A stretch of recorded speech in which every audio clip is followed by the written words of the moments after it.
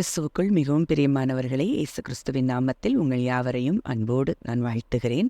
இந்த நாளிலும் தேவன் நம்மோடு இடைப்படுகின்ற வார்த்தை சங்கீதம் 115 அதிகாரம் 11 கர்த்தருக்கு பயப்படுகிறவர்களே, கர்த்தரை நம்புங்கள், அவரே அவர்களுக்கு துணையும் அவர்களுக்கு கேடகமுமாய் இருக்கிறார். டிபிடியில் இப்படியா எழுதப்பட்டிருக்கிறது. So trust in the Lord all his people, for he is the only true hero, the wrap around God who is our shield. அப்போது இந்த வார்த்தை சொல்லுகிறத நம்ம பார்த்தோம் அப்படின்னா, இங்கே நம்ம கர்த்தரை தேடுகிறோம், கர்த்தருக்கு பயப்படுகிற பிள்ளைகள், அவரை நம்பி இருக்கிறோன்னு சொல்கிறோம். ஆனால் எதற்காக அவரை நம்பணுமா? அவரே நமக்கு துணையும் நமக்கு கேடகமுமாய் இருக்கிறார் அப்படிங்கிறத நம்ம நம்ப வேண்டும் என்று சொல்லி இங்கே சொல்லப்படுகிறதை நம்ம பார்க்கிறோம். அப்போ இன்றைக்கு நம்முடைய சூழ்நிலைகளில், நமக்கு எதிராக இருக்கிற சூழ்நிலைகளில், நம்முடைய போராட்டமான சூழ்நிலைகளில் தேவன் நமக்கு துணையாக இருக்கிறார், கேடகமாக இருக்கிறார் அப்படின்னு நம்ம நம்பும் போது தான் அங்கே நமக்கு சகாயம் கிடைக்கும். அதனால தான் சங்கீதம் 28:7 பார்க்கிறோம், கர்த்தர் என் பலனும் என் கேடகமாக இருக்கிறார், என் இருதயம் அவரை நம்பியிருந்தது, நான் சகாயம் பெற்றேன், ஆகையால் என் இருதயம் களி கூறுகிறது, என் பாட்டினால் அவரை துதிப்பேன். அப்போ இங்கே தாவீது சொல்ற என்ன காரியம் அப்படின்னா, அவர் என் பலனா என் கேடகமா இருக்கிறார்னு நான் அவரை நம்பி இருந்தேன், என் இருதயம் அவரை நம்பி இருந்ததுனால நான் சகாயம் பெற்றேன். அப்ப இன்றைக்கு நமக்கு துணையாய், நமக்கு பலனாய், நமக்கு கேடகமாய், என்னுடைய எல்லா சூழ்நிலைகளும் எனக்கு எதிராக இருந்தாலும் என் தேவன் எனக்கு துணையும் எனக்கு கேடகமாய் இருக்கிறார் என்று சொல்லி நாம் நம்புவோம். ஆனால் நமக்கு நிச்சயம் சகாயம் உண்டு. ஆனால் இன்றைக்கி பல வேளைகளில் நமக்கு என்ன வந்துடுது, டவுட்ஸ் வந்துடுது.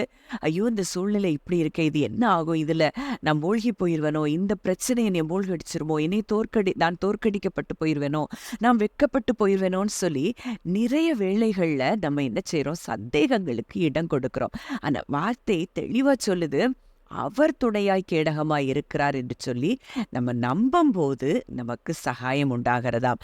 அதனால அவர் மேல நம்ம முழு நம்பிக்கை வைத்து, அவர் தான் நம்முடைய அல்டிமேட் ப்ரொடெக்டர் அப்படிங்கிறத நம்ம நம்பும் போது, அதாவது எப்படி அவர் ஷீல்டுனா நம்மை சுற்றிலும் அவர் அரணாய் இருக்கிறார், பாதுகாப்பாய் இருக்கிறார்ங்கிறத நம்ம அறிந்து கொள்ள வேண்டும். அப்படின்னா என்ன அப்படின்னு பார்க்கும்போது, அவருடைய ப்ரெசன்ஸும் அவருடைய ப்ரொடெக்ஷனும் நமக்கு எப்போ இருக்குது, யாருக்குன்னா அவரோடு கூட உறவாடுகிற, இன்டிமேட்டா அவரை நேசிக்கிற அவருடைய பிள்ளைகளுக்கு அவருடைய பாதுகாவல் அவ்வளவா இருக்கிறது என்பதை நாம் விசுவாசிப்போம். ஆனால் நமக்கு எதிராக இருக்கிற எல்லா அக்கினி ஆஸ்திரங்களையும் நம்ம என்ன செய்யலாம், அவித்து போடலாம். அதான் எபேசியர் 6:16 கூட பார்க்கிறோம், பொல்லாங்கனையும் அக்கினி ஆஸ்திரங்களை எல்லாம் அவித்து போடத்தக்கதாய் எல்லாவற்றிற்கும் மேலாக விசுவாசம் என்னும் கேடகத்தை பிடித்து கொண்டவர்களாயும் நில்லுங்கள். அப்போ இங்க தேவன் எனக்கு கேடகமாய் இருக்கிறார், துணையாய் இருக்கிறார்ங்கிற அந்த விசுவாசத்தை கொண்டிருந்தோம்னா, நம்ம விசுவாசத்தை கேடகத்தை நம்ம பிடித்திருக்கிறோம்.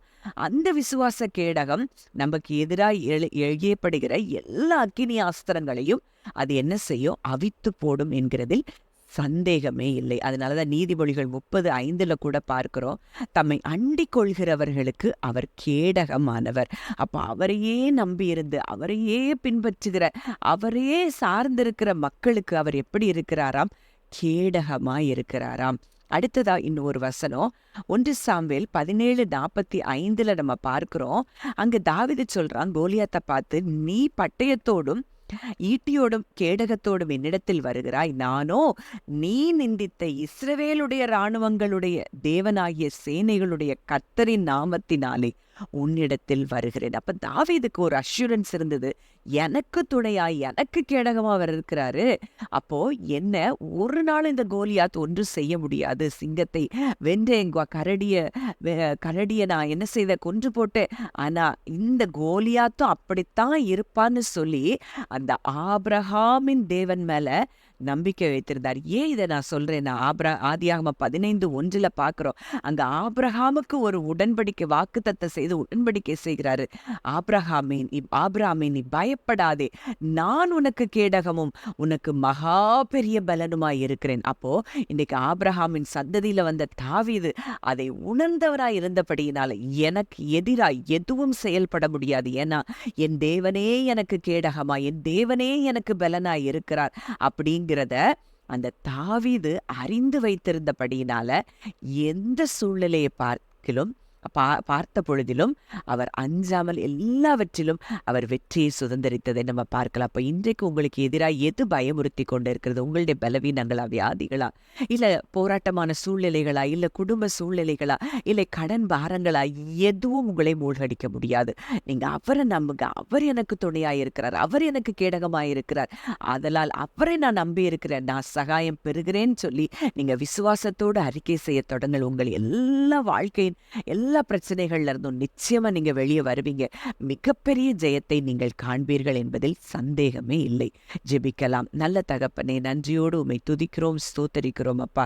இந்த நாளிலும் எங்களோடு இடைப்பட்ட உம்முடைய வார்த்தையின்படி தகப்பனே அப்பா, நாங்கள் உம்மை நம்பி இருக்கிறோம் தகப்பனே. நீரே எங்களுக்கு துணையா, எங்களுக்கு கேடகமாய் நீர் இருக்கிறீர் அப்பா. எங்கள் இருதயம் உம்மை நம்பி இருக்கிறது தகப்பனே. நாங்கள் சகாயம் பெற்றோம், ஆகையால் எங்கள் இருதயம் களி கூறுகிறது. எங்கள் பாட்டினால் நாங்கள் அவரை துதிக்கிறோம் அப்பா. உமக்கு நன்றி செலுத்துகிறோம் தகப்பனே. இந்த வார்த்தையின்படி கர்த்தாவை கேட்ட ஒவ்வொருவரையும் நீர் ஆசீர்வதிக்கிற கிருபைக்காய் நன்றி செலுத்துகிறோம். ஒவ்வொருவரையும் பலப்படுத்துகிற கிருபைக்காய் நன்றி செலுத்துகிறோம். துதி கன மகிமை யாவையும் இயேசு ஒருவருக்கே செலுத்துகிறோம். கர்த்தரும் மீட்பருமாய் இயேசுவின் மூலம் கேட்கிறோம் ஜீவனுள்ள நல்ல பிதாவே, ஆமேன்.